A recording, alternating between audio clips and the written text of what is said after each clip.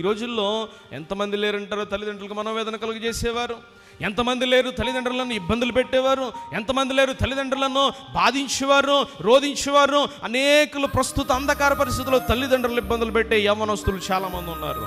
ప్రియచెల్లమ్మా, ప్రియ తమ్ముడా, గమనించం, దేవుడు నీకు అనుగ్రహించిన తల్లిదండ్రులను ఎప్పుడు కూడా దుఃఖానికి గురి చేయకూడదు. దేవుడు నీకు అనుగ్రహించిన తల్లిదండ్రులను ఎప్పుడు కూడా ఇబ్బందులు పాలు చేయొద్దు.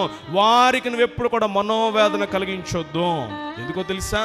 పాత నిబంధన గ్రంథం ప్రకారము వాస్తవానికి ఒక కుమారుడు కానీ కుమార్తె కానీ వారి తల్లిదండ్రుల మాట వినకపోతే పెద్దలందరినీ కూడా పోగు చేసేవారు. పెద్దలందరినీ పోగు చేసి అతను చేసిన తప్పును వివరించేవారు. పెద్దలందరూ ఏం చేసేవారు తెలుసా? ఇతను చేస్తున్న తిరుగుబాటును బట్టి అతను రాళ్లతో కొట్టి చంపేసేవారు. అంటే ఇలాంటి రోజుల్లో ఒకవేళ ఏ రోజులు ఇప్పుడు ఎవరైనా ఉంటారట? ఎవరిని బతుకుతారంటారా? ఎవరు బతకరు. అనేకులు ప్రస్తుత కాలంలో యవ్వనస్తులు ఏ రీతిగా బ్రతుకుతున్నారంటే తిరుగుబాటు స్వభావం. ఫోన్ కొనివ్వలేదని, బైక్ కొనివ్వలేదని, కారు కొనివ్వలేదని, చూడండి సినిమాకి వెళ్ళనివ్వలేదని, ఫ్రెండ్స్తో తాగనివ్వలేదని, చూడండి ఇష్టానుసారమైన లోకానుసారమైన జీవితానికి అడ్డంకులుగా ఉన్నారని, ఇదిగో అనేక మంది తల్లిదండ్రుల మీద తిరుగుబాటు చేసే యవ్వన బిడ్డలు చాలామంది ఉన్నారు. బహుజాగ్రత్త ప్రియ దేవుని బిడ్డ, బహుజాగ్రత్త. దేవుడు ఏమంటున్నాడు తెలుసా? ఇదిగో నీ తల్లిదండ్రులను సన్మానించాలి. దేవునికి స్తోత్రం కలుగును గాక.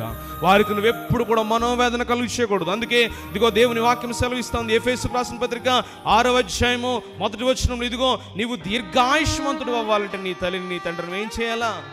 సన్మానించాలి. నువ్వు ఖచ్చితంగా దీర్ఘాయుష్మంతుడు అవ్వాలని దేవుడు ఉద్దేశిస్తూ ఉన్నాడు. అనేక మంది జీవితాలు అర్ధాంతర ఆయుష్కాలంతో ముగించబడుతున్నాయంటే కారణం ఏంటో తెలుసా? తమ తల్లిదండ్రులను మనోవేదన కలుగు చేసే తత్వంలో బ్రతుకుతూ ఉన్నారు. యవనస్తుడు జాగ్రత్త, యవన చెల్లెమ్మ జాగ్రత్త. ఇదిగో ఏ తల్లిదండ్రి కూడా తన కుమారుడు కానీ కుమార్తె కానీ చెడిపోవాలని కోరుకోరు. ఎందుకంటే వారి అనుభవాలలో నేర్చుకున్న పాఠాలను బట్టి సరి చేయడానికి ఇష్టపడతారు. వారి అనుభవాలతో కూడిన పాఠాలను బట్టి బుద్ధి చెప్పడానికి ఇష్టపడతారు. ఇదిగో తల్లిదండ్రుల మాటను అలక్ష్య పెడితే ఖచ్చితంగా దేవుని శిక్షకు పాత్ర అవుతావు. బహుజాగ్రత్త.